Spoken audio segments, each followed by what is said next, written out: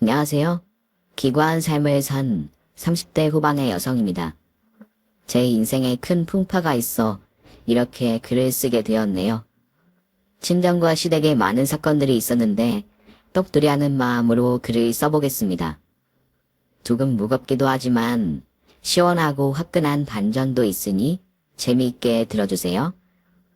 저희 부모님은 젊었을 때부터 음식점을 운영하신 상인이셨어요.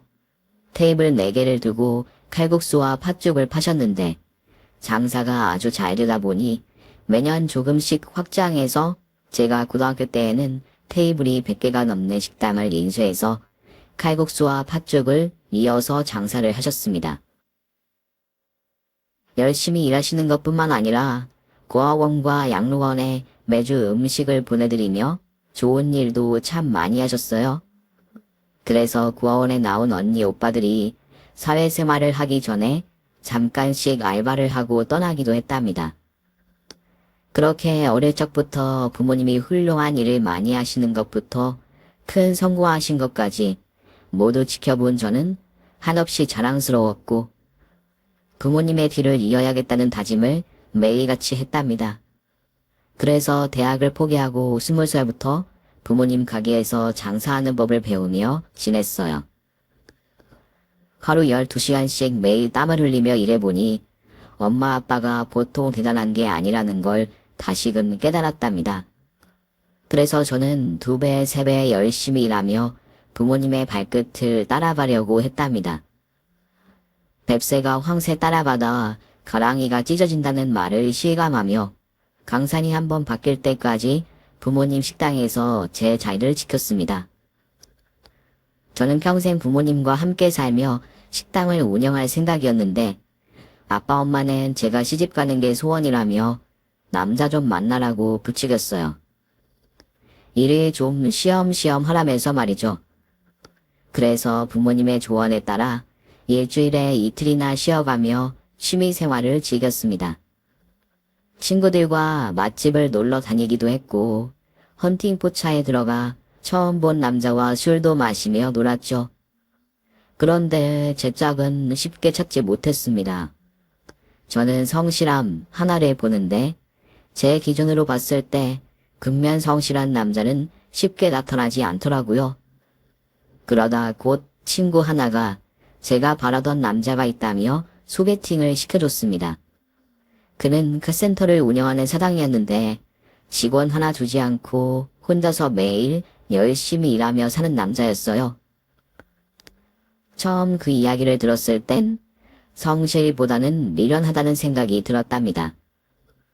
그런데 이야기를 들어보니 직원들이 너무 많은 걸 바라기도 하고 차 정비를 자기 차를 고치듯 완벽하게 하는 사람을 보지 못했다고 하더군요. 그런 스트레스가 계속 쌓이다 보니 차라리 혼자 성실하게 일하는 게 낫겠다 싶어서 홀로 카센터에서 하루 12시간을 일한다고 했답니다. 그래도 일요일은 쉰다며 저와 주말에 데이트하는 데에만 아무런 문제가 없다고 우스갯소리를 하더군요. 그이의 말투도 참 듣기 좋았고 자주 웃는 게 제 마음에 쏙 들었습니다. 그래서 그이와 2년의 세월을 연애했는데 아니나 다를까 사람이 진국 그 자체였답니다. 그래서 자연스럽게 결혼 생각을 가지게 되었고 프로포즈를 해줬을 땐 왜 이제야 했냐고 웃으며 받아주었답니다. 양가 부모님은 저희 두 사람의 연애를 열렬히 응원해 주셨고 빨리 결혼하기를 목이 빠지도록 기다리고 계셔서 결혼 발표를 했을 때 모두 기뻐해 주셨습니다. 그래서 상견례는 한박 웃음이 그치지 않았고 양가 부모님은 어른들끼리 모임을 만드셔서 일주일에 한 번씩 만나 좋은 시간을 보내셨습니다. 그래서 한 달 뒤 행복한 결혼식을 올리고 남편의 카센터 위층에 신혼집을 마련했습니다. 저희는 양가 부모님의 도움을 일절 받지 않고 각자의 능력치를 끌어다가 집과 혼수를 채웠답니다. 매일 아침 남편은 바로 밑 카센터로 저는 부모님이 운영하는 칼국수 식당으로 가서 일하고 12시간 뒤에 집에서 만났습니다. 하루 8시간을 일하는 부부들에 비하면 함께할 시간이 모자라긴 했지만 그런 부분들은 잠을 줄이고 하면 되는 것들이어서 일 때문에 문제가 되는 일은 하나도 없었답니다.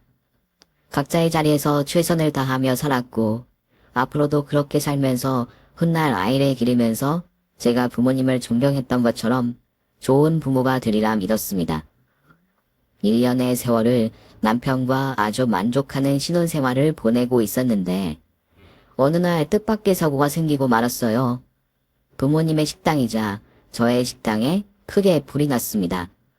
주방에서 원인 모를 불이 시작되었는데 소화기와 물로 끄려고 해봤지만 불길이 번지는 속도가 너무 빨라서 사람들을 대피시켰습니다.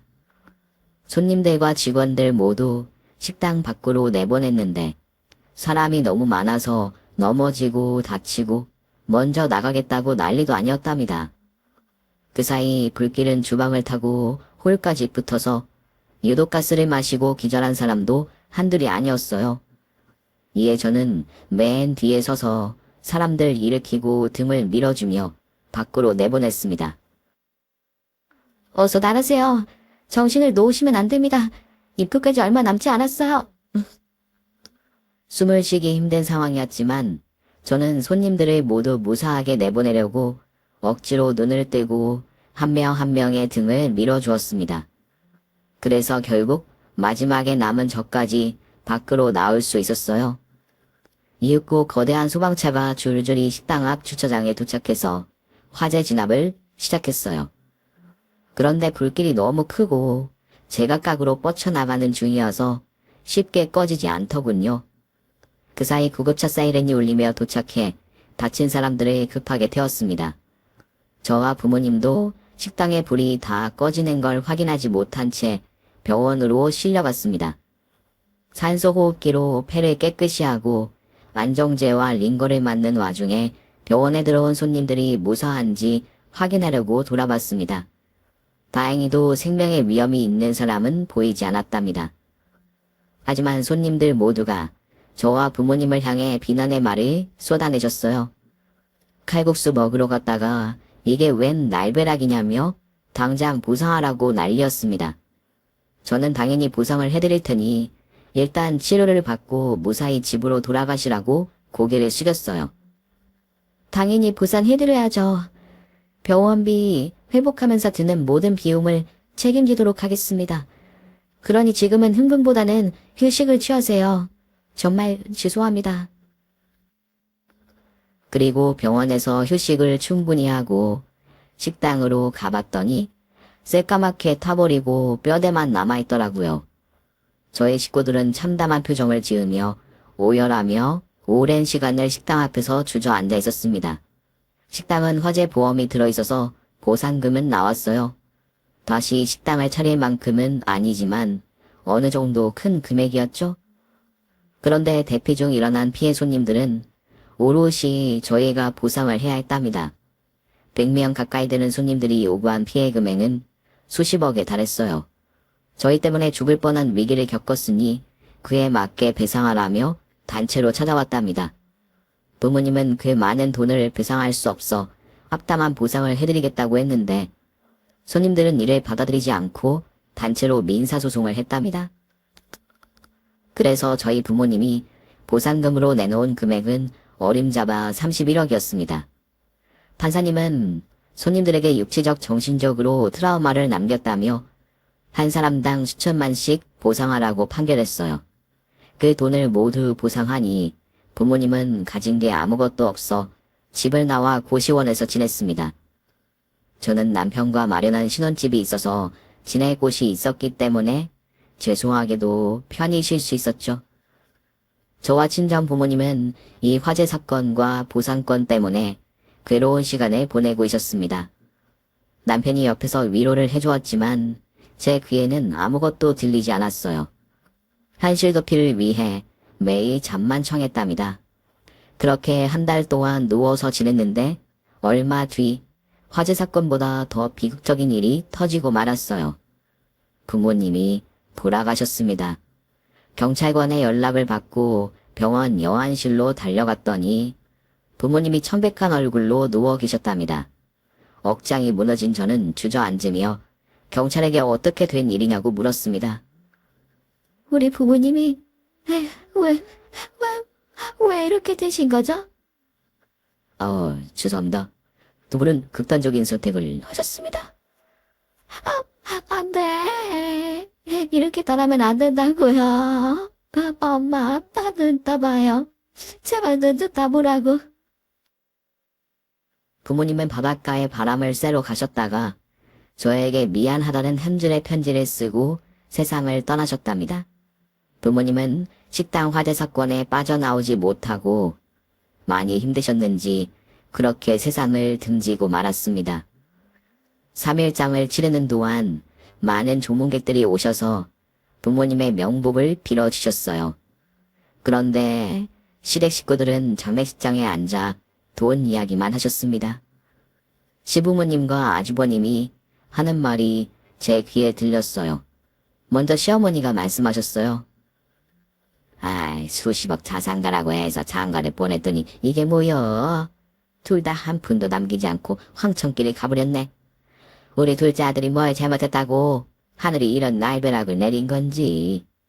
이럴 줄 알았으면 둘째 결혼할 때 예단이나 왕창 받을 걸 그랬어. 나는 두고두고 빼먹으려고 머리를 써서 양보한 척한 건데 말이야.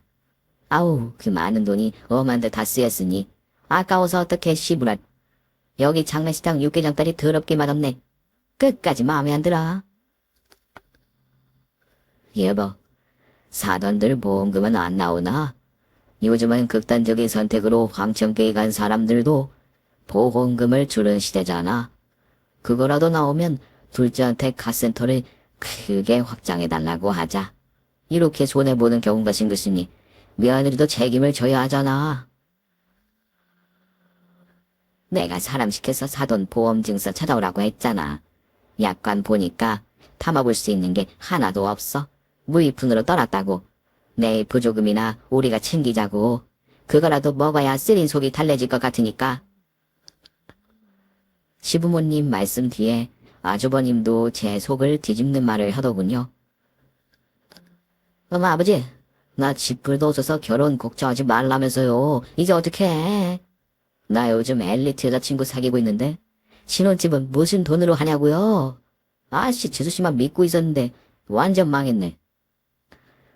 엄마가 돈 많은 여자 만나라고 해서 이 나이가 되도록 총각으로 사왔는데 말이야. 이젠 결혼 자금이 깨져버려서 어떡해? 네 결혼은 걱정 말아라.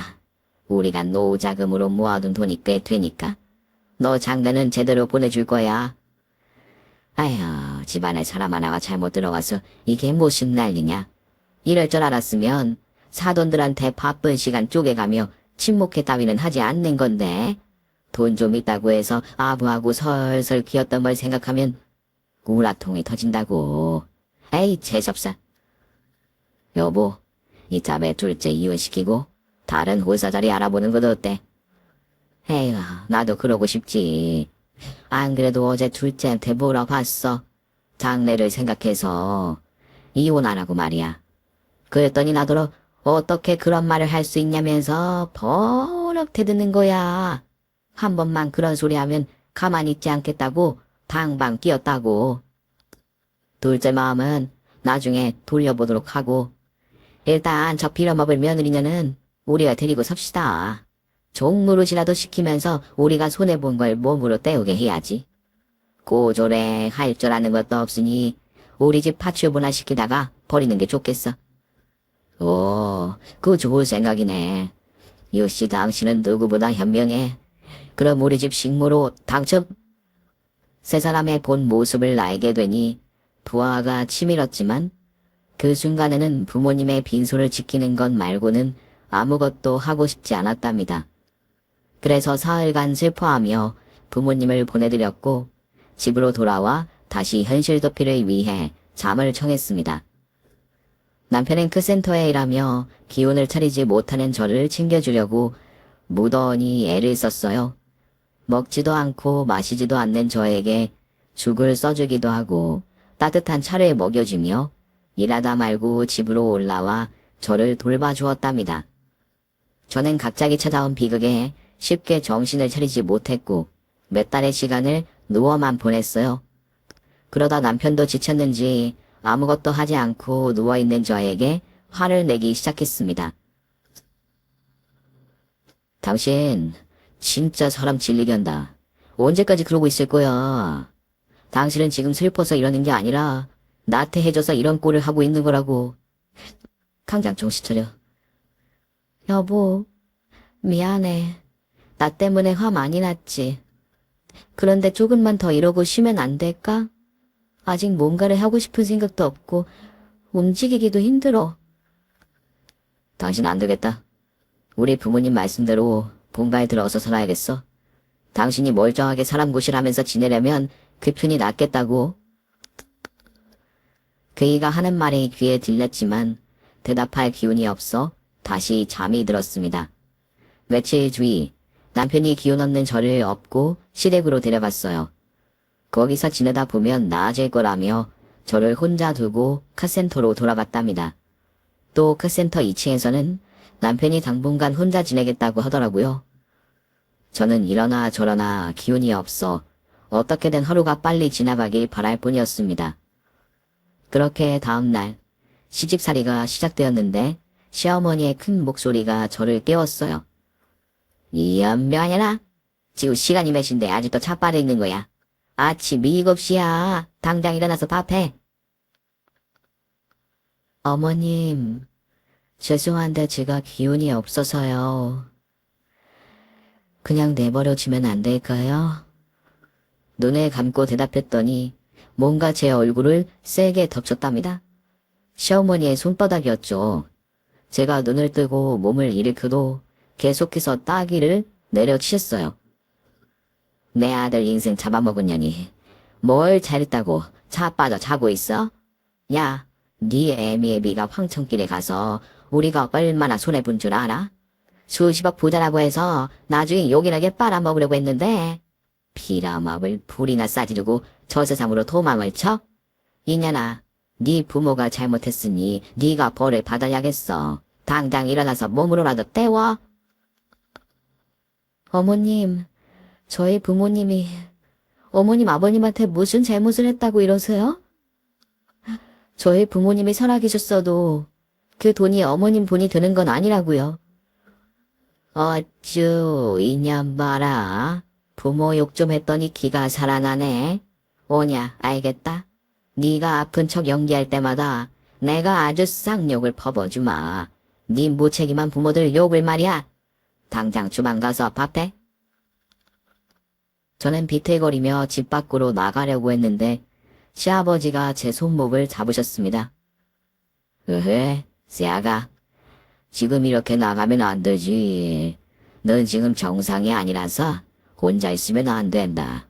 당분간 우리가 널 돌볼 테니까 여기가 내 집이다 생각하고 지내거라. 어서 네 시어머니 명령에 따르도록 하라고. 저쎄, 밖에 나가면 갈 데라도 있어요? 카센터로 가려고? 내 동생이 재수씨 정신이 들기 전까지는 내보내지 말랬어요.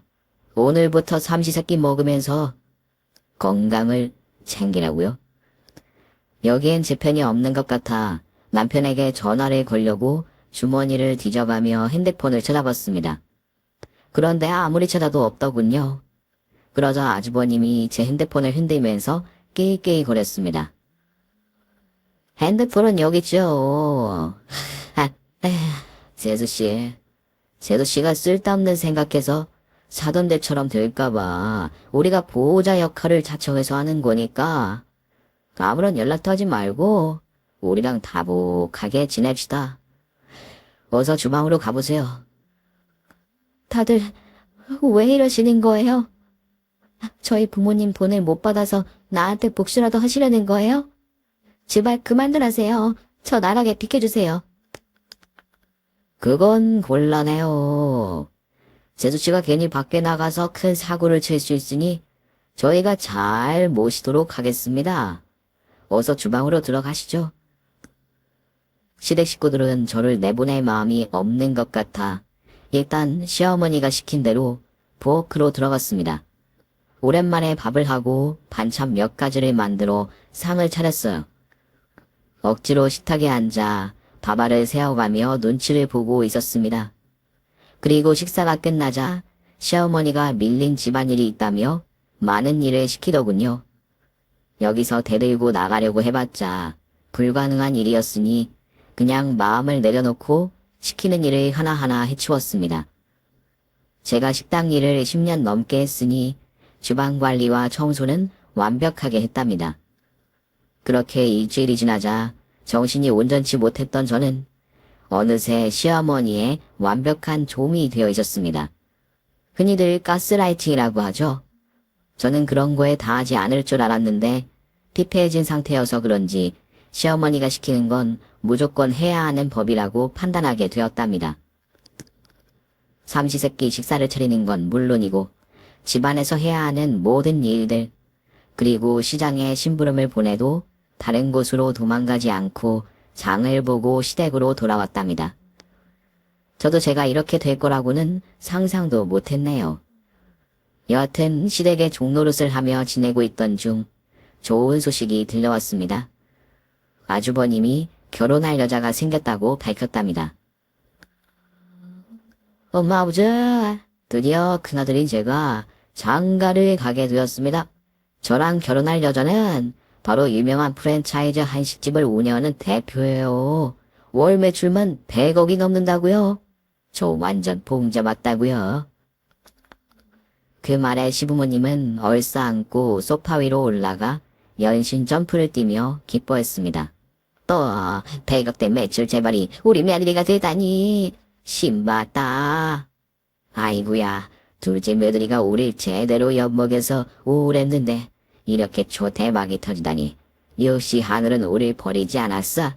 이제 제대로 팔자가 비게 생겼구나. 여보, 우리 이제 돈으로 코도 풀고 똥도 닦으면서 살 수 있겠어? 두 분이 기뻐하길래 저도 함께 웃었습니다. 다시 한번 말하지만 저는 제정신이 아닌 상태여서 시어머니한테 가스라이팅을 받고 종노릇을 하고 있는 상황이었답니다. 아버님, 어머님, 축하드려요. 아주버님 완전 대박인걸요? 100억대 매출이라니 진짜 대단한 여자를 만나셨군요. 아, 우리 재수씨가 드디어 웃으시네. 재수씨, 내가 결혼하면 핸드폰 좋은 거 하나 사줄게요. 대신 우리 애인 오는 날 상다리 부러지게 차려줘야 합니다. 그럼요. 당연하죠, 아주버님. 저에게 형님이 생긴다니 너무 기뻐요. 제가 실실거리며 웃자 시어머니가 웃다 말고 목을 풀었습니다. 그네야, 넌 생각이 왜 이리 따였니? 제가 밥 차리는 동안 100억짜리 며느리가 들어오면 어쩌려고? 저 등신 같은 년을 보여주고 싶으냐? 쟤는 그냥 어디 짱 박아놓고 우리끼리 밥 먹자. 내가 호텔 PP를 부를 테니까 그런 줄 알아. 여기가 그렇게 들어? 알았어요. 엄마가 하라는 대로 할게요. 그때 저는 아무 말도 못하고 쥐뼛거리고 가만히 서 있었습니다. 며칠 뒤 예비 형님 되실 분이 오시기로 한 날이 다가왔답니다. 저는 시어머니가 경상하지 말고 어디 짱 박혀 있으라고 해서 외출을 할 생각이었어요. 남편한테 가서 카센터 일을 도울 생각이었죠. 어머님, 저 오늘은 남편한테 가볼게요. 안 본 지 며칠 되기도 했고 오늘 형님 오시는 날이잖아요. 아, 맞다. 내가 오늘 너는 겸사하면 안 된다고 했지. 하긴 나사 빠져 정신 나간 년에 보여줄 순 없지. 그런데 말이야, 아무래도 호텔 뷔페를 부르는 건 무리일 것 같다. 가격이 좀 비싼 게 아니더라고. 그래서 네가 상을 좀 차려야겠다. 음식만 다 하고 나가면 될 것 같구나. 그럴까요? 그럼 장 봐서 올게요, 어머님. 오냐, 우리 둘째 며느리가 이젠 순한 양이 되어 내 말을 아주 잘 듣네. 칭찬해. 고맙습니다. 어머님, 그럼 다녀오겠습니다. 그래서 남편에게 가는 걸 포기하고 시장에서 어마어마하게 많은 잠을 보고 시댁으로 돌아왔답니다.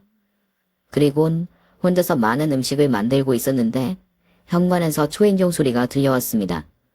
그 순간 시어머니가 불이 나게 주방으로 달려줘서 말씀하셨습니다. 야야야야야, 그만하고 너 타락방에 좀 들어가 있어라. 네가 있으면 창피하니까 얼른 올라가서 숨어 있어라.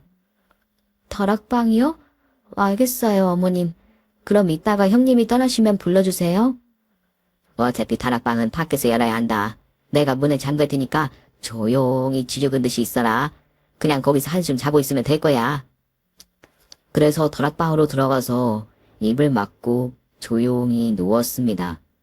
그런데 밖에서 들리는 목소리는 아주버님 뿐이었어요. 엄마, 오늘 내 애인이 못 온다네요. 급한 일이 생겨서 내일 오겠대요. 그래, 할 수 없지. 그럼 우리끼리 밥을 먹어야겠네.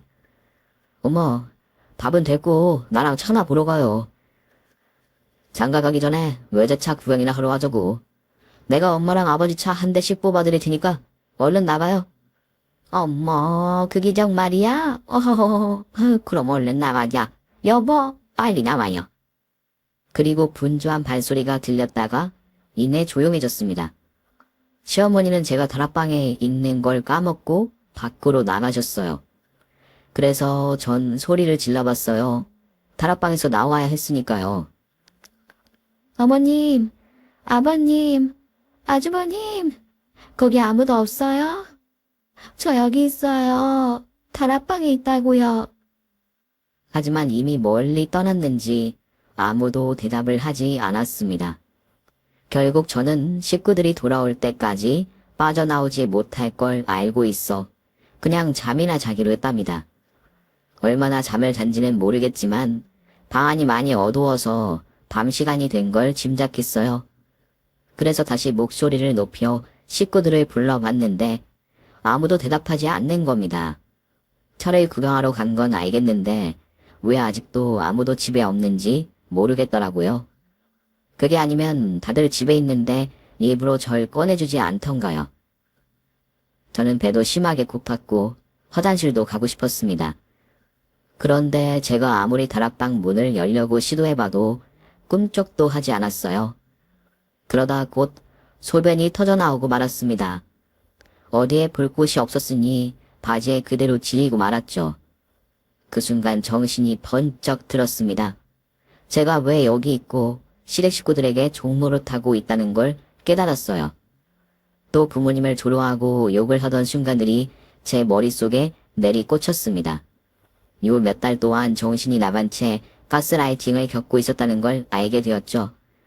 저는 각성하게 되었고 다락방 문을 부수려고 연신 발과 주먹으로 밀고 차고 난리를 쳐봤습니다. 하지만 문은 굳건하게 잠겨 있었고 밖에서 열어주지 않으면 절대 열리지 않는 걸 다시금 깨달았어요. 그리고 지쳐서 다시 잠들고 아침이 왔습니다. 소리를 꽥 지르며 문을 열어달라고 소리쳤더니 식구들의 목소리가 웅성대더군요. 아 맞다. 어제 깜빡하고 둘째를 안 꺼내줬네. 여보, 그게 무슨 말이야? 며느리를 다락방에 보냈어? 아, 어제 음식 준비하다가 큰며느리가 인사 들어오는 줄 알고 급하게 들어가라고 했지. 그런데 어제 외제차 구경하고 외식하고 들어와서 까먹었지 뭐야. 2년 이 안에서 고생 좀 했겠는걸. 어디 꼬라지 좀 볼까나. 문 밖에서 저를 두고 비웃는 목소리가 들리자 저도 모르게 괴성이 터져 나왔습니다. 문 열어 이 개같은 것들아. 나를 여기에 가두고 웃음이 나오냐. 나가면 다리 가만 안 둬. 당장 문 열어. 나 이제 정신 차렸어. 시애민 인연이 날 주동했지. 피폐해진 나를 가지고 놀았던 거야. 이제 다 알겠어. 당장 문 열어. 여기서 나가면 가만두지 않겠어. 니들 식구들은 물론이고 남편 놈한테 소송해서 싹 다 벗겨먹겠어. 그러니까 문 열어. 어머, 얘가 왜 이래? 정신이 돌아온 거야? 아니면 정신이 더 날아버린 거야? 존나 무섭네. 문 열어주면 난리 나겠는데. 여보, 이 미친년은 그냥 오늘 하루 더 냅두자. 몇 시간만 있으면 큰 며느리감이 올 텐데 괜히 집안을 시끄럽게 만들 필요 없잖아. 그리고 나한테 생각이 있는데 정신병자로 신고해서 정신병원으로 보내버리자. 둘째도 마누라 갈아치워야 할 때가 온 것 같아. 아하, 당신 말을 듣고 보니 그렇네. 어쨌든 인연이 지금 욕까지 하면서 대드는 걸 보니까 자기 본분을 잊은 모양이야. 오늘 밤에 신고해서 정신병원에 쳐넣어버리자고. 제가 분노하지 않고 참았더라면 문이 열렸을 텐데 실수했다는 걸 뒤늦게 깨달았죠. 그래서 전 분노한 김에 더 미친 듯이 소리쳤습니다. 에이, 미친 것들아. 당장 문 열라고. 당신들 가만 안 둬. 오한마로 다 부숴버릴 거야. 에이구, 우리 종년이 많이 화났구나. 아이고, 무서워라. 거기서 몇 시간 더 짱박혀 있어라. 음식은 호텔 뷔페를 부를 테니. 어차피 넌 필요가 없겠다. 제가 소리를 끊이지 않고 고래고래 지르자 곧 다락방 앞에 무언가 쿵 하는 소리가 들렸습니다. 제 목소리가 들리지 않게 무언가를 옮겨둔 모양이더라고요. 한참 동안 문을 열어달라고 소리를 질렀는데 역시나 아무도 반응하지 않았답니다. 결국 제가 지린 오줌 냄새를 맡으며 언제 열릴지 모를 문만 쳐다보고 있었어요. 몇 시간이 지나자 사람들의 웃음소리가 잠시 들렸어요. 아무래도 아주버님이 결혼할 여자를 데리고 온 모양이었습니다. 그리고 제 남편의 목소리도 들렸답니다. 저는 이판사판이어서 그 자리를 망치려고 소리를 꽥 질렀습니다. 여기 사람 있어요. 시부모님이 날 다락방에 가뒀다고요. 형님, 누군지 모르지만 그 남자는 절대 안 됩니다. 정신 차리세요. 제 목소리를 들었는지 발소리가 가깝게 들렸습니다. 여기서 무슨 소리가 났는데? 제 예비 동서는 어디 있어요? 동서. 네, 저 여기 있어요. 다락방 아래 갇혀 있다고요. 이윽고 쾅 소리를 내며 다락방 문이 흔들렸어요. 무슨 일이 벌어지고 있는지는 기다려봐야 알 수 있었죠. 잠시 후 다시 쾅쾅 소리를 내며 오한마로 치정되는 도구로 다락방 문을 부수는 게 느껴졌습니다. 이윽고 문이 갈기갈기 뜯어졌고 누군가 통째로 문을 뜯어버렸답니다. 예비 형님으로 보이는 긴 생머리의 여자가 저에게 손을 내밀며 말했어요. 혜련아, 여기 있었구나. 언니야. 누구? 양숙이 언니? 정말 언니야? 그렇다니까. 보면 몰라? 어서 나와. 언니가 널 이 지옥에서 빼내줄게. 저를 구해준 예비 형님은 저희 부모님이 식당을 아주 크게 확장하기 전까지 함께 일했던 종업원 언니였습니다. 언니는 고아원에서 18살에 나와 부모님의 도움으로 독립을 하고 일을 했어요. 고아원 봉사활동을 하며 맺은 인연으로 함께 하게 되었죠. 언니는 20대 중반까지 저희와 같이 일하다가 부모님의 도움으로 자기만의 식당을 차렸답니다. 그리고 10년이 지난 지금은 10개의 프랜차이즈점을 내서 바쁘게 장사하고 있다네요. 지방에서 장사를 하고 있다는 건 알고 있었는데 그렇게 크게 성공한지는 제외하고 나서야 알게 되었답니다. 그렇게 저에게 손을 내민 양숙이 언니의 손을 잡고 다락방에서 나오게 되었습니다. 언니가 아주버님이랑 결혼할 여자였어? 그래, 맞아. 이제부터 언니가 널 책임질게. 그런데 이것들이 널 여기에 가둬둔 거야? 무슨 이유로? 어제 100억대 매출을 내는 자랑스러운 며느리인 언니가 인사 온다고 해서 부끄러운 나를 여기에 처박았어. 이틀 동안 여기에 갇혀 있었어. 그리고 제가 부모님을 잃고 제정신이 아닐 때 억지로 끌려와서 가스라이팅을 당해 시댁의 종이 되었다고 전했습니다. 기간이 길지는 않았지만 시어머니한테 조종당하며 지냈다고 했죠. 그리고 다락방에 갇혀 있다 보니 제정신이 들었다고 모두 말해주었습니다. 아주 제정신이 아닌 것들이군. 내가 애인놈 핸드폰에서 네 사진을 보고 한 식구가 될 줄 알게 되었어. 그래서 깜짝 놀라게 해주려고 이 집에 와서 너를 찾다가 다락을 발견한 거야. 네 목소리를 들었지. 혜련아, 어서 나와. 저는 언니의 손을 잡고 다락방에서 탈출하게 되었습니다. 그때부터 전쟁이 시작되었어요. 이성을 잃은 언니가 오한말을 들고 시댁 식구들 앞을 내리찍었습니다. 장판 밑으로 시멘트가 빠박 깨지는 소리가 경쾌하게 울렸습니다. 당신들, 내 동생을 이 집안에 가두고 종처럼 부려먹었겠다. 그리고 내가 온다고 다락방에 가서 이 인두겁을 쓴 짐승들아. 니들 같은 놈들은 말로 해선 안 돼. 다 되졌어? 아이고 새아가 둘째랑 아는 사이였어? 그런데 새아가 제가 하는 말은 다 거짓말이다. 쟤는 지금 정신이 멀쩡하지 않아. 다락방도 지가 스스로 들어간 거야. 우리더러 문을 열면 가만 안 두겠다고 해서 열어주지 않은 거라고. 그리고 소리를 하도 질러대서 책장을 앞에 세워둔 거야. 그러니까 오해 풀고 그 오한마 좀 내려주거라. 이게 어디서 약을 팔아. 누굴 바보 등신 호구로 알아? 니들이 하는 짓들은 내가 고아원에서 다 한 거랑 똑같아. 이런 짓 하는 것들은 관성들이 다 비슷하네. 시어머니라는 당신 면상은 꼭 고아원 원장이랑 똑같이 생겼어. 미간에 재수없는 뻔데기 같은 주름, 비열한 입꼬리, 전면에서 보이는 고릴라 같은 콧구녕까지 아주 재수 옴붙은 관상이야. 그런데 아들들 면상은 멀쩡하게 나아놨네. 여하튼 너희 네 사람은 오늘 내 손에 쥐졌고 감옥에 가서 뒤지게 고생할 거야. 그럼 오한마 간다. 제가 분노할 필요 없이 언니가 오한마로 바닥을 내리찍으며 전진했습니다. 그러자 식구들은 뒤로 물러나 언니에게 그만하라고 사정했답니다. 대거대 매출을 내는 CEO이니 쌍욕은 하지 못하더라고요. 언니는 시댁의 바닥, 벽, 집기, 천장 등을 오한마로 다 깨부수고 난리를 쳤고 시댁 네 사람을 구석으로 몰았습니다. 시댁 식구들은 아직 언니가 며느리가 될 거라는 희망을 가지고 있었는지 아무런 반항도 하지 못했어요. 시어머니가 식구들에게 무릎 꿇자고 말하더군요. 새아가 이렇게 집을 다 때려부시면 어떡하니? 뭐 네가 다 수리해 줄 것 같으니 뭐라 하지 않겠다. 뭐? 새아가 수리를 해줘? 네가 아직도 정신 못 차렸네. 내 동생을 이 꼴로 만들고 나를 며느리로 들일 욕심이 아직도 버려지지 않는 거야? 지금까지 집을 때려 부쉈는데 이젠 니들 차례다. 너희 네 사람은 지금 당장 인사해라. 다음 세상에서 만나자고. 이야. 양숙이 언니가 오한마를 높이 들자 시댁 식구들은 두 팔을 올리며 눈을 질끈 감았습니다. 언니는 당연히 식구들 등 뒤에 있는 벽을 내리쳤습니다.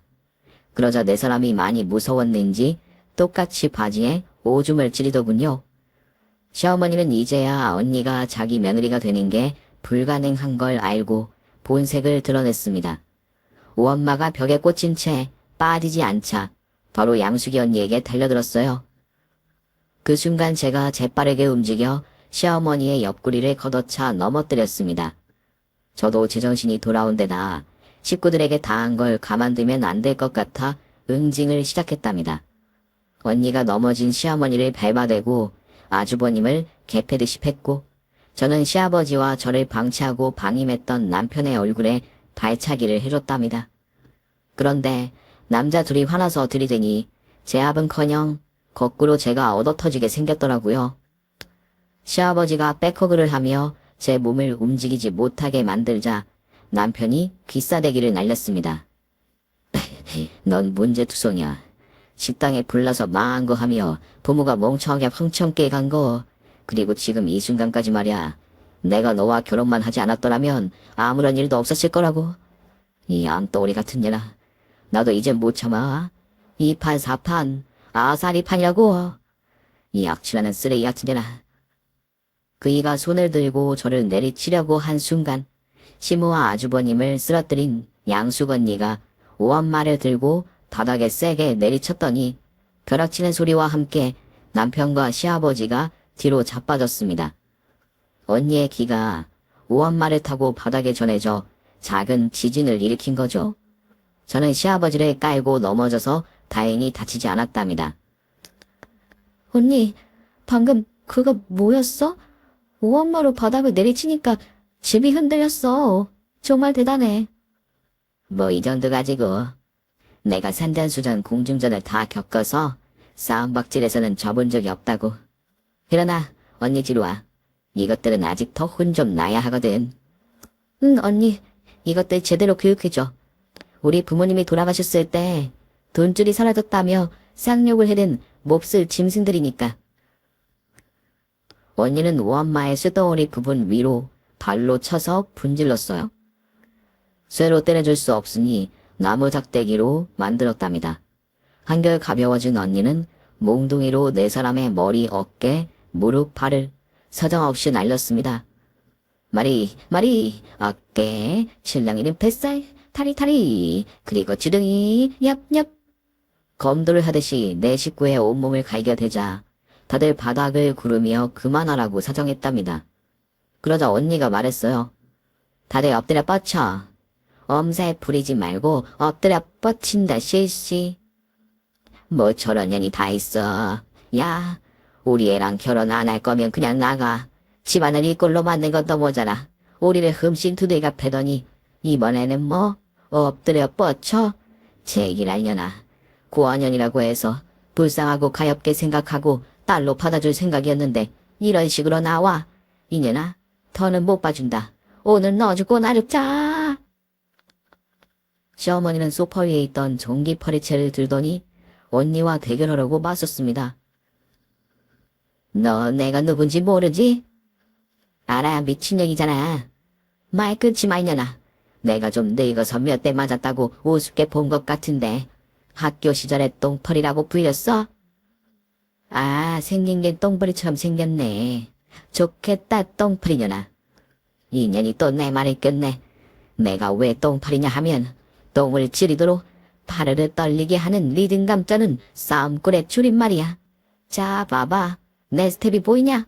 발이 너무 빨라서 보이지 않지? 오늘 이 똥파리가 전기파리채로 미년을 찢어주겠어. 들어와, 이 어린년아. 아, 말 더럽게 많네. 알았어, 갈게. 머리. 언니가 바로 몽둥이를 내리치자 시어머니는 막지 못하고 바로 정수리를 2대 얻어맞았습니다. 존나 빠르네. 내가 10년만 젊었어도 니년을 손바닥 위에 올려놓고 가지고 노는 건데 분하다. 이번엔 내가 들어간다, 이년아. 전기파리채의 버튼을 누르고 양숙이 언니에게 휘둘렀습니다. 언니는 휙휙 바람 소리를 내며 피했는데 머리카락 한 가닥이 파리채에 걸려 타닥타닥 소리를 내며 타들어갔답니다. 이에 자신감을 얻은 시어머니가 마구잡이로 파리채를 휘둘렀는데 언니가 몽둥이를 버리고 시어머니의 양 손목을 잡고 비틀었습니다. 그러자 파리채가 바닥에 떨어져서 그걸 주운 언니가 시어머니의 주둥이를 타닥타닥 소리를 내며 찢어버렸답니다. 아이 똥파리, 맛 좀 봐라. 어때? 짜릿하지? 아, 그만. 입술이 감각이 없어졌어. 야, 이년아. 저기요, 선생님. 그만하시면 안 될까요? 따가워 죽겠어요. 살려주세요. 기러기 왜 까불고 지랄이야. 그럼 내가 시키는 대로 엎드려 뻗칠래? 알았어. 시키는 대로 하면 될 거 아니야. 이 나이에 딸 뻘기집에 안 태워다 터지다니.